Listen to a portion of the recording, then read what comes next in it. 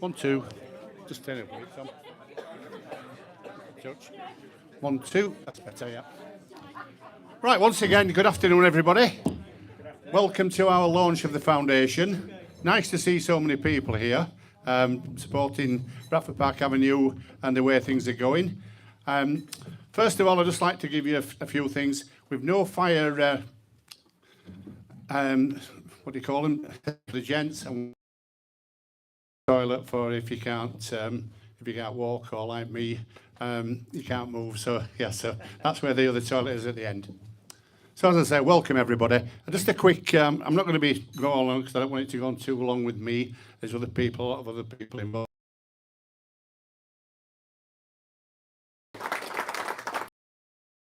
We have got our own on film this afternoon, Gareth Roberts, who's in America.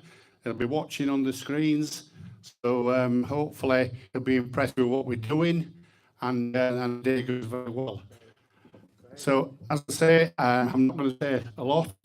Again, for anyone who wants to stay on, it starts at 7:45, and hopefully we can have a win and get back on the trail again. So without further ado, then I'm going to introduce our sporting director, Thomas McSevern.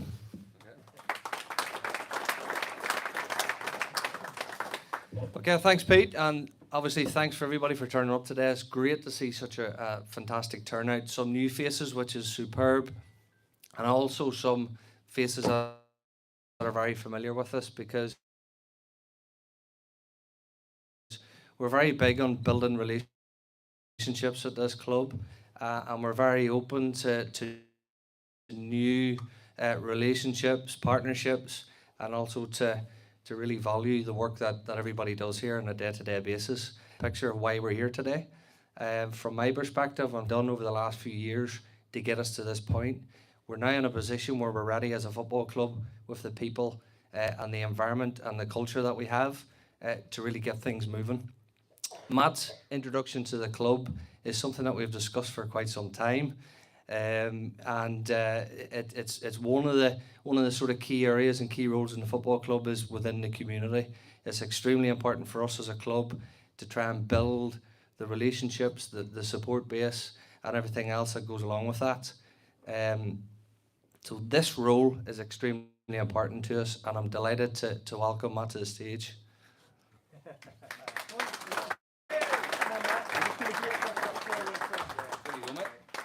Right, Tom, I'll do this. Right, I'm just going to move the mic over here so you can see the screen. So I'm just, by the way, Everett, I'm really delighted to have taken up the position of the community director, and I just want to thank everybody for coming. It is cold outside, and even though you've probably only made a short walk from your vehicle, I think it's important that we do a little bit of physical activity to warm you up by the way of an icebreaker. So we've got the pitch set up. So if everybody can stand up. No, I am only joking. So some people's faces and thinking this cannot be serious. It's a bit Phoenix night. Thank you ever so much. It really is important. And Tom and I discussed the launch event. And as the tables were dressed up today, as I arrived this morning, I'm thinking, this is a little bit big. You know, there's a big statement here. And then I thought to myself, well, that's something that we should be proud of. There's a reason why we're making a big statement. Now, we're launching the kind of rebranding and name of the foundation, but it's existed for a number of years under the Horsefall Community Trust.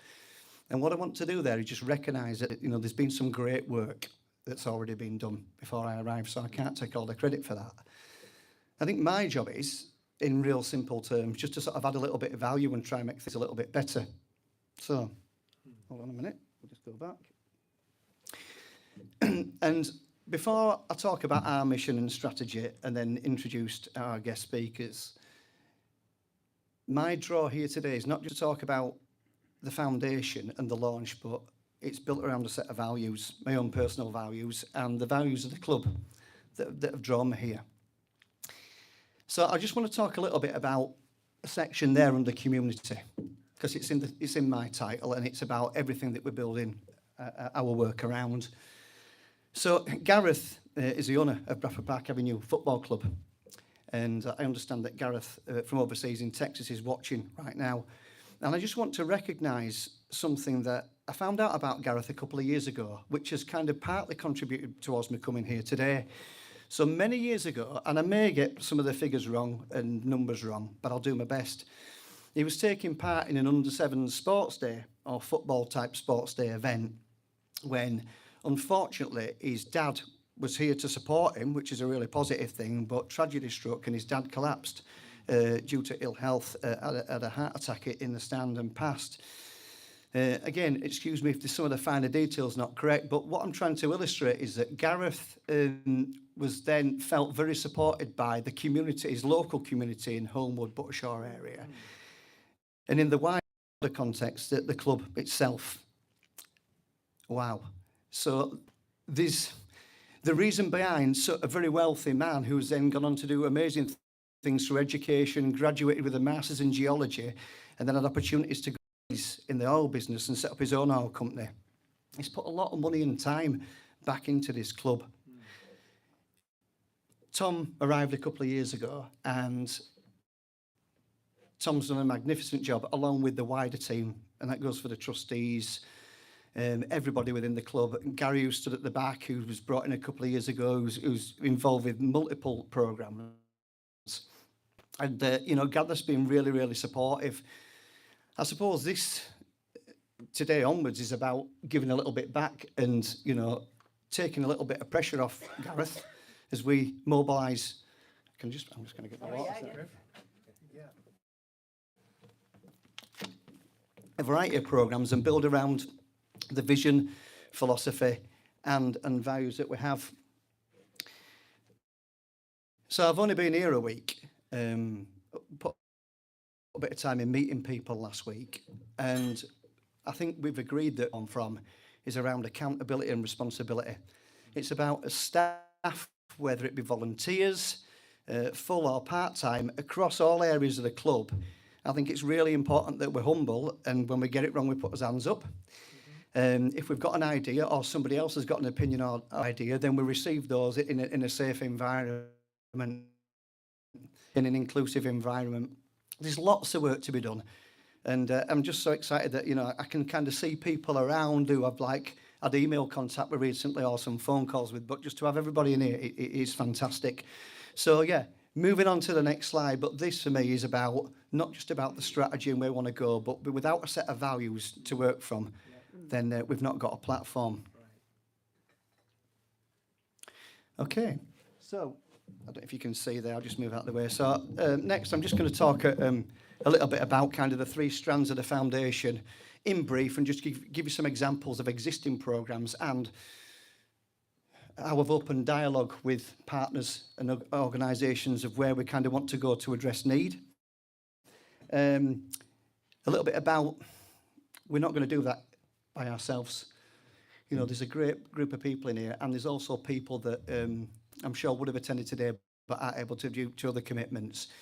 But the analogy with the football team being many different people in positions that are all contributing towards an end goal, then I think it's really important that I recognise that and share with you that we're not going to do this alone. And when I say what are we not going to do, is we won't be able to make a positive impact on people. And if that's the case, then we won't be able to contribute towards, in the wider context, Bradford City as a whole, and that's what we want to do. Guest speakers.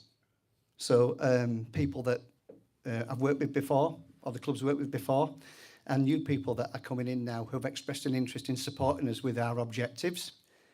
And then networking and food. So the catering team have done a great job in pulling together some hot and cold food and refreshments, and I think that's a really good opportunity that we all can have a little walk around, drop in on tables and just see if we can connect with other people.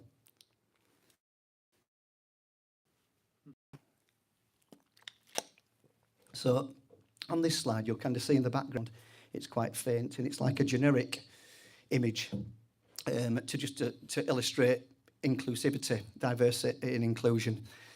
So working with leading up to me arriving, I think it's just a massive thing now that we really kind of build everything that we do around an inclusive practice. That's from a visual point of view, It's about attracting different people from different backgrounds into the club, but also taking our offer to market, whether that be in schools, working with other organisations, to make sure that we are making our services and offer available for everyone in the city of Bradford. So if I just start at the top, and a lot of these headlines are kind of, you'll see on our banners. So promoting healthy recreation, logos up there. So my background, where I started out, was in junior football. I didn't play football as a kid, and at school I got told I were rubbish at sport. They were probably right, but we don't do that these days. We make sure that everything's differentiated so everyone can access a provision. We've got lots and lots of existing programmes, and I could talk about them for hours, but something that Tom and I have discussed recently is about the importance of embracing and supporting our grassroots setup. And when I say grassroots, that's junior football, where local families bring the children along on a subscription so they can access football training and then play in a league. There's a great setup here, and what we can offer in return is fantastic facilities. Where we can add a little bit more value now is listening to people on the committee, working closer with coaches to identify where they need support from a CPD perspective, and supporting and educating parents about how we will go forward in terms of our philosophy and making it a really, welcoming, open space. So on the previous slides, we talked about one of our values, or something that we need to be aware of. It's us being accountable. Now, as a community director, I will not be overseeing and leading on grassroots. It's just one arm of the club that I want to offer my support.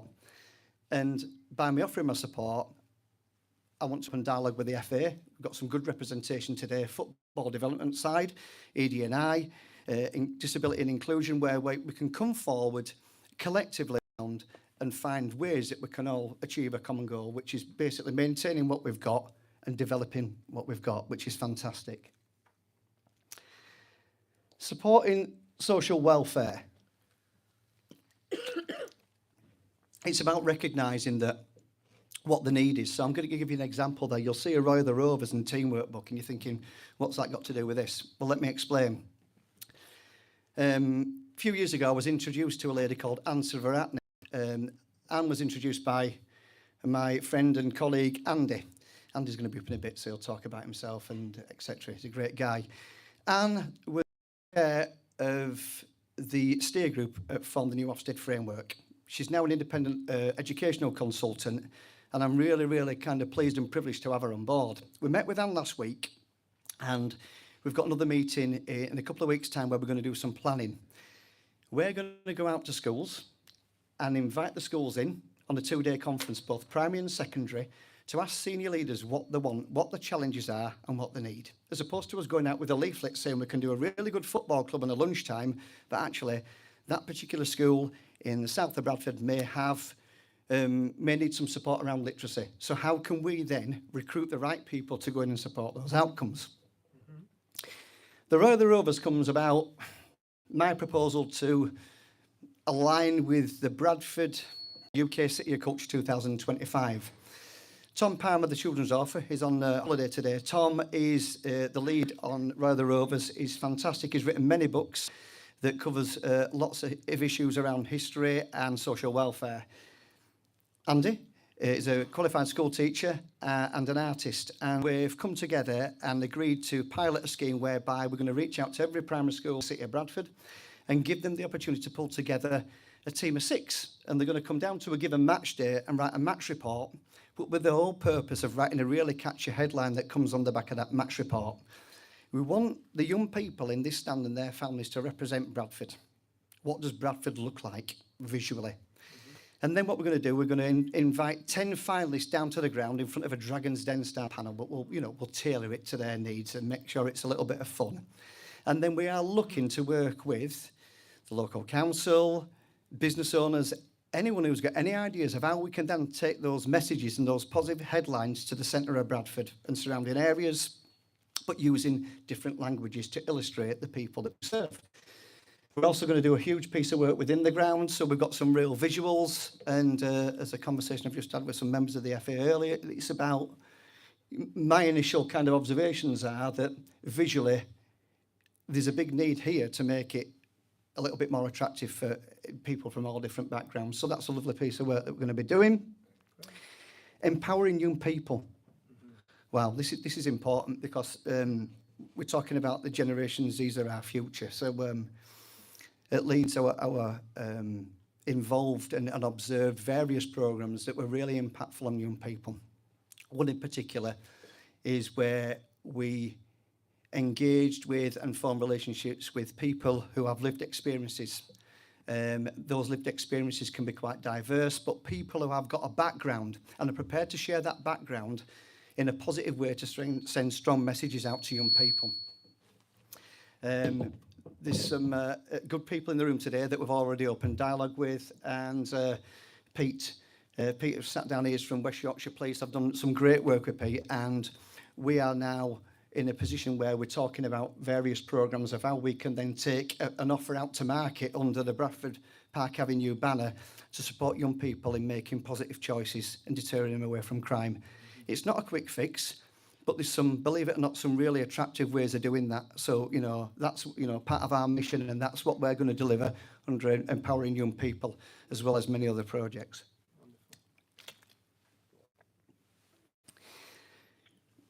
The reason I've put this up here, I used the word diversity before, and we can think about from a linear perspective, but this illustrates, for me, a real diverse group of organisations and people with similar kind of joint outcomes that we want to achieve. They are quite diverse and I can give you an example. A few there. So we've got, we mentioned West Yorkshire Police, and then colleague at the back is Bryn from Tactivate. Bryn is an ex-teacher who's an independent education consultant that uses tags with numbers and letters on in its basic form to get people active with some literacy and maths outcomes. And I just had a chat with him earlier and stuff, and he just shared with me that one of his online resources now, and some of the stuff that he's delivering, is young adults with early onset of dementia. Now we can use these tags to engage them in a safe way. So, wow, it's great. But to have people on board like Bryn, so we can then develop programs to do something a little bit different down here at these wonderful facilities, or we can take it elsewhere. Great. But I think the key thing is here is we could stand up and shout how great we are and we can do all this by ourselves and we're going to be the best ever. That's not what it's about. It's about, at this point, enlisting the help of everybody in this room and people that aren't here today to make a positive impact. Yeah. Okay. Guest speakers, give my voice a rest. Okay, so we have